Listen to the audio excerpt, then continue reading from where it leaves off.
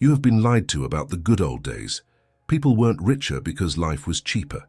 They were richer because they assumed tomorrow existed. Money stayed because it was expected to stay. People like to speak about the past as though it were a separate world governed by kinder rules, a time when money stretched further, when effort was rewarded more fairly, when systems somehow worked better than they do now. The phrase "the good old days" carries with it a quiet assumption that wealth existed back then because circumstances allowed it to exist. Life was cheaper, they say, society was simpler, opportunities were more honest. But this explanation is comforting precisely because it removes responsibility from the inner life. It suggests that money was a product of external conditions, and that once those conditions disappeared, so did prosperity. Yet this idea begins to collapse the moment we look beneath the surface, because conditions have always shifted, currencies have always changed, and uncertainty has never been absent from human history. What actually distinguished people who accumulated and retained wealth in the past was not the world around them, but the inner position from which they lived. This is where the premise taught by Neville Goddard becomes unavoidable. Conditions never create wealth. States do. The external world does not generate financial stability on its own. It reflects the assumptions held within consciousness.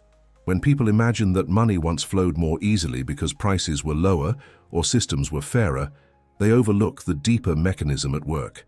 Wealth did not arise because the world was cooperative. It arose because people occupied inner states that assumed continuity, durability, and provision as normal facts of life. One of the most overlooked assumptions in earlier generations was the way money itself was regarded.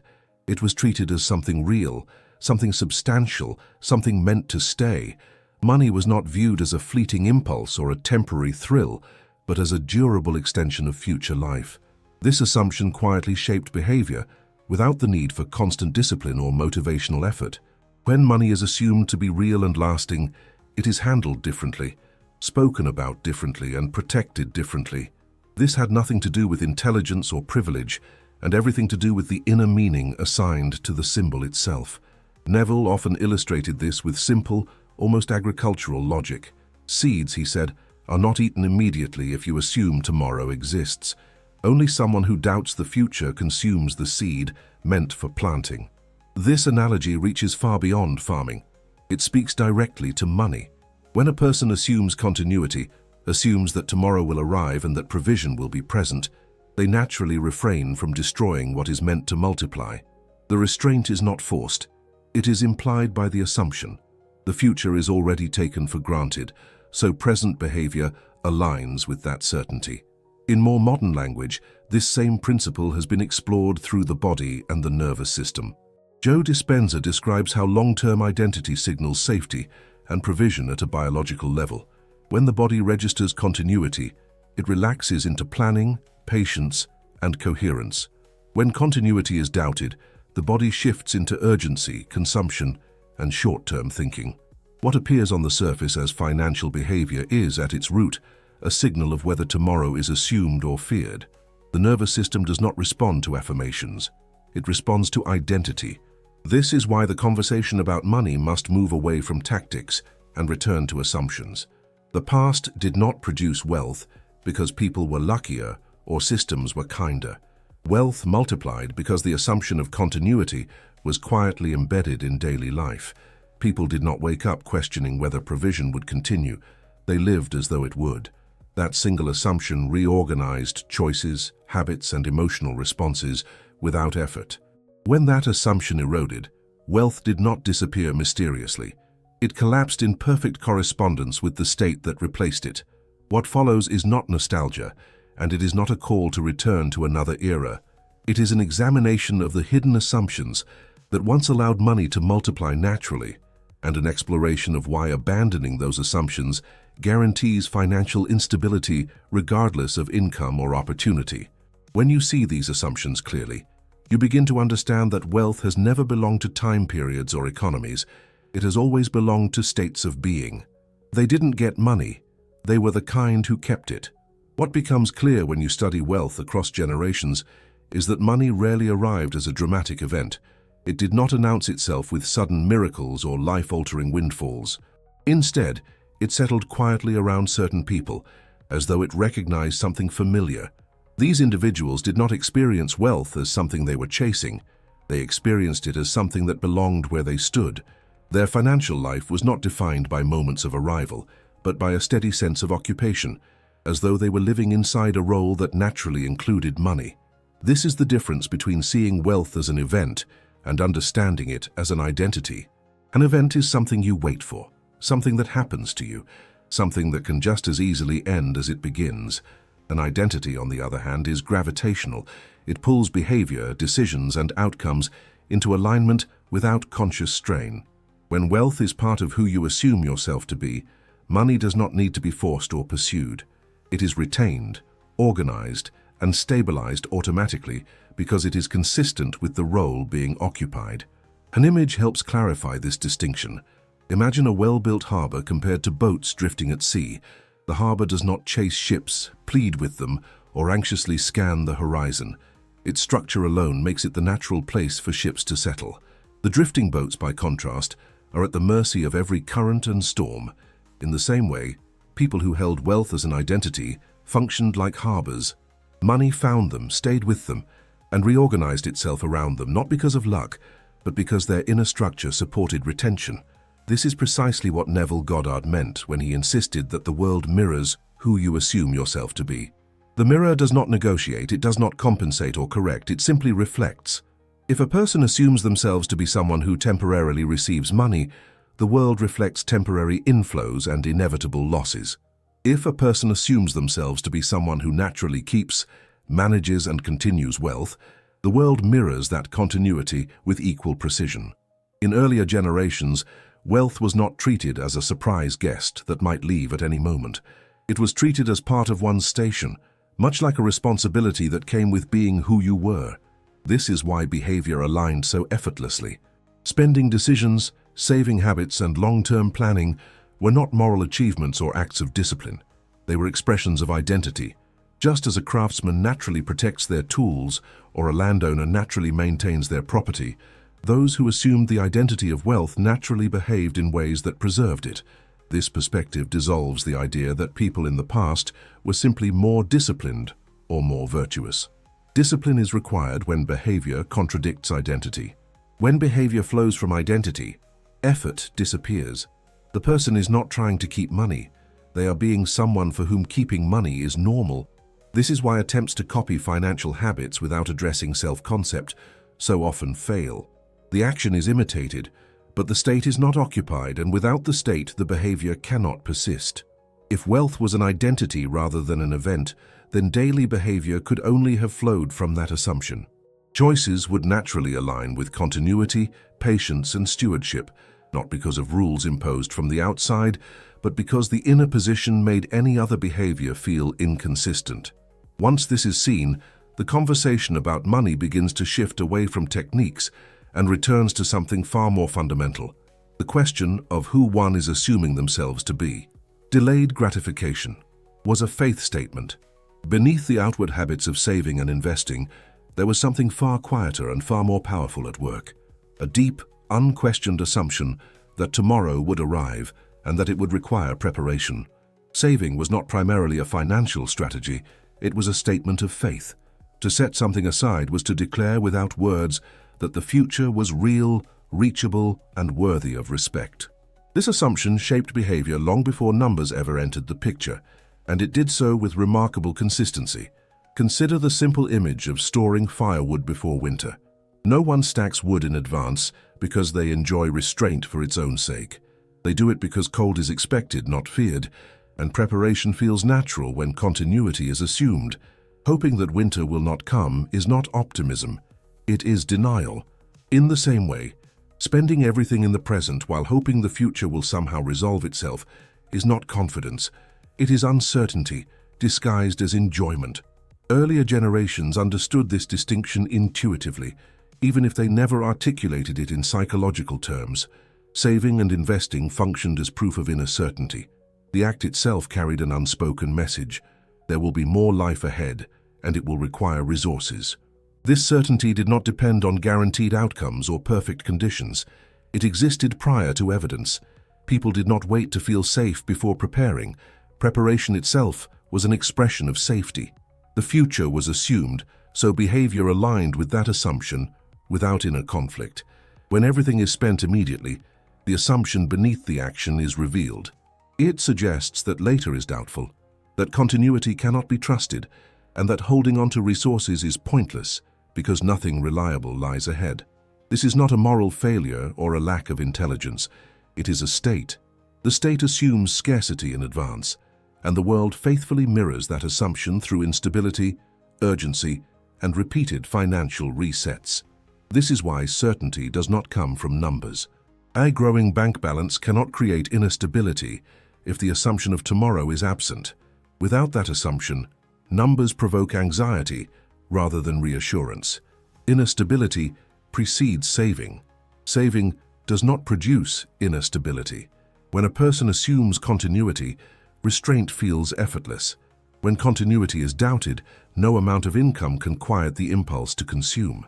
This understanding aligns precisely with the teachings of Neville Goddard, who emphasized persistence in assumption above all else. To persist is not to strain or repeat affirmations mechanically. It is to live from the quiet knowing that what is assumed will continue. Saving, in this light, was never about sacrifice. It was about coherence. Behavior matched belief, and belief assumed tomorrow as a given rather than a gamble. What made this assumption so powerful was its subtlety. It did not announce itself as philosophy or spirituality. It showed up in ordinary decisions, taken for granted, repeated day after day. Over time, those decisions hardened into financial stability, not because they were clever, but because they were consistent with an assumed future. When tomorrow is real in the inner world, the outer world has no choice but to arrange itself accordingly. You protect what you believe has weight. There was a time when money was not treated casually, not because people were fearful, but because they believed it mattered. It carried weight. It represented time, labor, and future possibility condensed into a tangible form. This belief did not need to be taught explicitly. It was absorbed through observation and repetition. When something is believed to be real and powerful, it is handled with care, not out of tension, but out of respect. That respect quietly governs behavior long before conscious reasoning steps in. The difference can be felt in a simple comparison. A legal document is handled differently than a scrap of paper, even though both are made of the same material. One is protected, stored carefully, and treated with seriousness because meaning has been assigned to it. The other can be folded, discarded, or forgotten without consequence. Money, in earlier generations, occupied the position of the legal document. It was not merely currency, it was a carrier of future life energy, something that connected the present moment to what had not yet arrived. Because money was treated as real, it naturally invited protection. Loss felt significant, not because of emotional attachment, but because loss disrupted continuity. This perspective prevented reckless behavior without requiring constant self-control. When something is believed to matter, care becomes automatic. When it is believed to be trivial or easily replaceable, neglect follows just as automatically. The meaning assigned determines the outcome, not through punishment, but through alignment. This principle sits at the center of Neville Goddard's teaching that meaning assigned determines outcome. The world does not respond to objects, it responds to assumptions. If money is inwardly regarded as fleeting, symbolic, or unreal, behavior reorganizes itself around impermanence. If money is regarded as substantial and enduring, behavior reorganizes itself around preservation and continuity. The symbol does not change, but the results do, because the inner meaning has shifted. Past generations often lacked the language to explain this, yet they lived it with remarkable consistency. Money was stored carefully, spoken about with restraint, and integrated into long-term thinking. This was not obsession, it was orientation. Money belonged to the future, as much as it belonged to the present. That single orientation prevented countless small decisions from fragmenting financial stability over time. When money is respected inwardly, behavior reorganizes automatically. There is no need for rules, guilt, or constant vigilance. Decisions align without friction because they are consistent with what is believed to be real. Once respect is removed, effort must replace coherence, and effort cannot sustain what identity no longer supports. This is why financial instability so often follows a shift in meaning rather than a loss of income. The treatment of money changes because its perceived weight has changed, and the outer results simply follow that inner redefinition.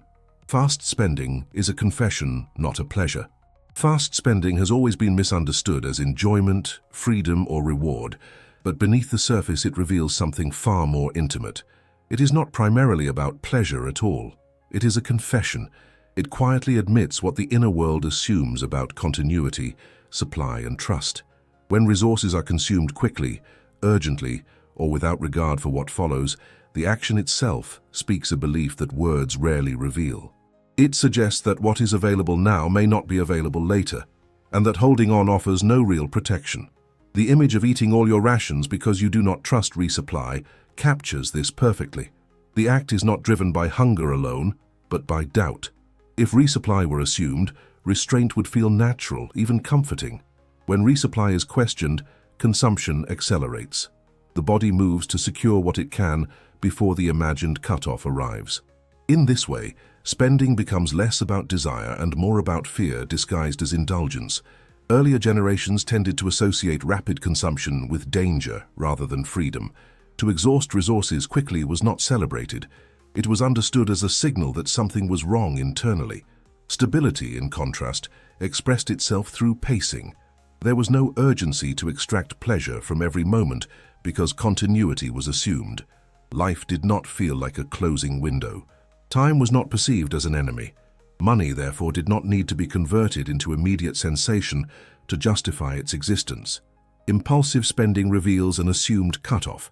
It implies that the future is uncertain, unreliable, or absent altogether. This assumption fragments financial identity because it breaks the thread that connects present decisions to future conditions. When that thread is severed, each moment becomes isolated, and behavior shifts toward maximizing immediate relief rather than sustaining long-term coherence. The result is not satisfaction, but a repeating cycle of urgency followed by regret, even when income remains high. This is why Neville Goddard warned that actions always confess belief. Actions are never neutral. They are visible expressions of invisible assumptions. One does not need to analyze spending habits intellectually to understand them. One only needs to recognize what belief must be present for such behavior to feel natural. The confession is already there, written in behavior rather than words. When inner certainty is present, pleasure slows down. Enjoyment becomes deliberate rather than frantic. There is no rush to extract value from money because money is assumed to continue. When inner certainty is absent, pleasure accelerates because it must be captured before it disappears. This is not a flaw in character. It is a mirror of state. The outer pattern faithfully reflects the inner assumption again and again until the assumption itself is examined.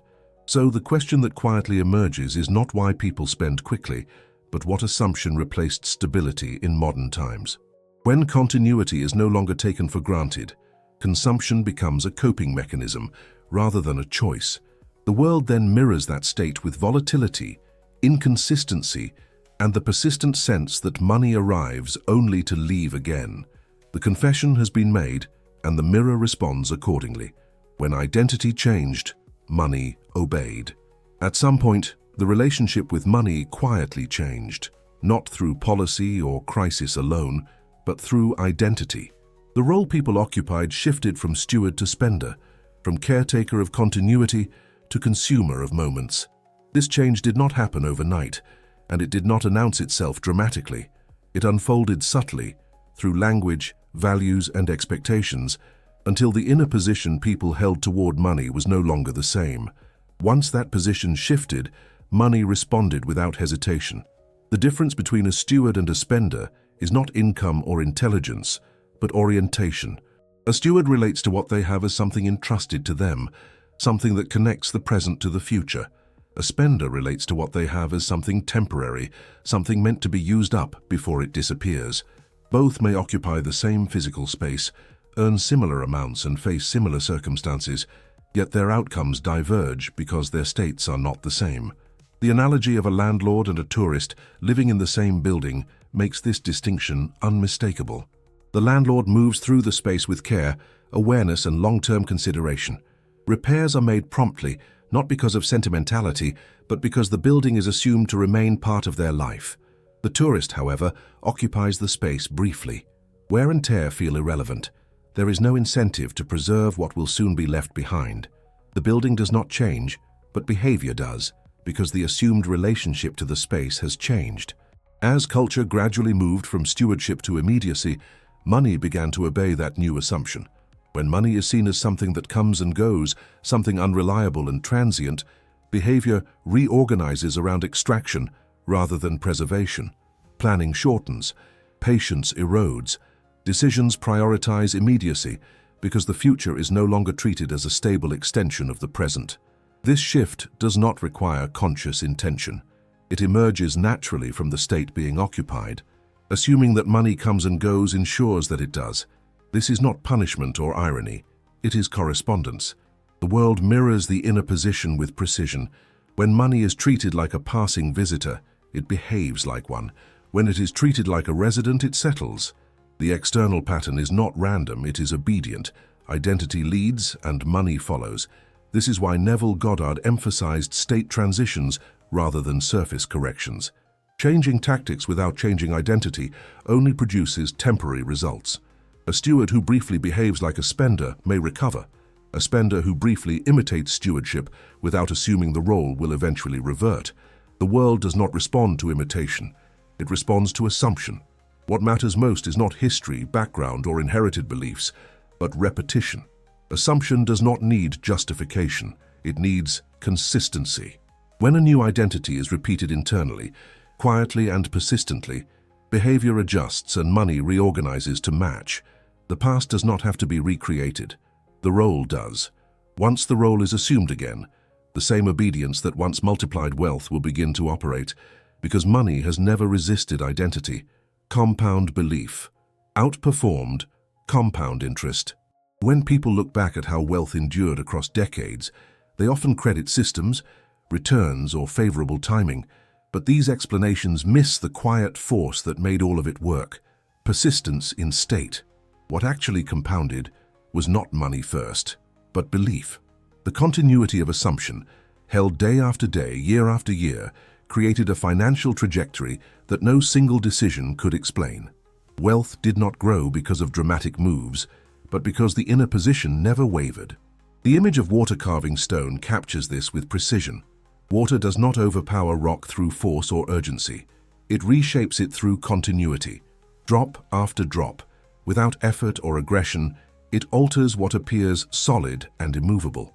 In the same way, persistent assumption reshapes circumstances over time. There is no strain involved, no emotional intensity required. The power lies entirely in the refusal to abandon the state. What continues inwardly must eventually harden outwardly. This is why Neville Goddard emphasized persistence above enthusiasm. Enthusiasm burns brightly and fades. Persistence remains when emotion subsides. To persist in an assumption is not to repeat words anxiously, but to remain faithful to an inner position regardless of appearances.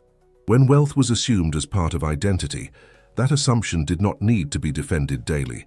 It simply continued, quietly shaping choices, reactions, and expectations.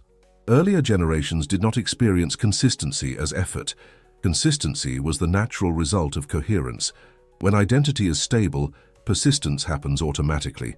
There is no internal argument about whether to maintain the state, because there is no alternative state being entertained.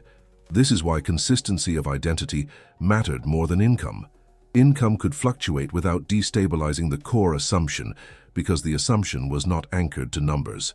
It was anchored to being. Modern thinking often overvalues dramatic action and undervalues continuity. Yet dramatic action without persistence produces volatility, not stability. A sudden gain without a sustained state dissolves just as suddenly. Persistence, on the other hand, does not require favorable conditions to operate. It carries its own momentum. Over time, it outperforms intelligence, opportunity, and even strategy, because it shapes the field in which all strategies operate. What made this persistence so effective was that it was reinforced daily without conscious effort. The state was not something people stepped into occasionally. It was something they lived from, continuously. Each day ended and began from the same inner position, creating a seamless line of assumption that money simply followed. And this persistence, this uninterrupted continuity of state, was strengthened at a very specific moment, one that quietly determined whether the assumption would remain intact or fracture overnight. Going to bed certain was the secret ritual. There was a quiet moment each day when the wealth state was either sealed or fractured, and it did not happen in marketplaces, offices, or banks. It happened at night, in the stillness before sleep. This was not a ritual in the formal sense, but it functioned like one. The inner posture carried into sleep determined whether continuity would be reinforced or quietly undone. Going to bed certain was not superstition. It was psychological and spiritual alignment. Sleep lowers resistance. The conscious mind loosens its grip, and whatever has been accepted as true sinks more deeply into being. This is why the state carried into sleep matters so profoundly. When the day ended in a feeling of safety and provision, the assumption of continuity was impressed without effort. The body relaxed, the mind softened, and the identity of stability was carried intact into the next day. There was no need to review worries or rehearse fears, because the future had already been assumed as secure. The analogy of locking the doors before nightfall captures this perfectly. Locking the doors is not an act of fear, it is an act of order. It signals that the household is settled, that the boundary between safety and intrusion has been clearly drawn. In the same way, ending the day in certainty signaled to the deeper layers of mind that life was contained, provisioned, and ongoing. Once that signal was given, rest followed naturally. Anxiety before sleep, by contrast, fractured financial identity. It introduced doubt at the very moment when impressions are most readily absorbed. Worrying about money late at night did not solve problems. It impressed instability. The body learned to associate rest with uncertainty, and the assumption of continuity weakened. Over time, this nightly fracture compounded, just as certainty once had. What was impressed repeatedly became normal, and normal became reality. This principle sits at the heart of what Neville Goddard described as the state akin to sleep. In this state, the line between assumption and belief dissolves. What is felt to be true is accepted as true. Earlier generations may not have named it, but they lived it. They closed the day from a position of provision rather than lack, trusting that what had continued would continue again. Because of this, sleep became an ally rather than an escape. It reinforced identity instead of erasing it. Each night quietly renewed the same assumption, smoothing over the fluctuations of the day and restoring coherence. Money followed this rhythm effortlessly, not because sleep created wealth, but because sleep preserved the state from which wealth naturally flowed. This was never merely financial. The certainty carried into sleep reflected a deeper trust in life itself. When the inner world rested in continuity, the outer world reflected that rest through stability, rhythm, and return. And beneath that certainty lay something even more fundamental than money or habit, something spiritual in nature, shaping the entire pattern from within. God was trusted to continue the pattern. At the deepest level of the wealth state was an assumption so stable it rarely became conscious thought. Provision was expected to continue. Life itself was trusted.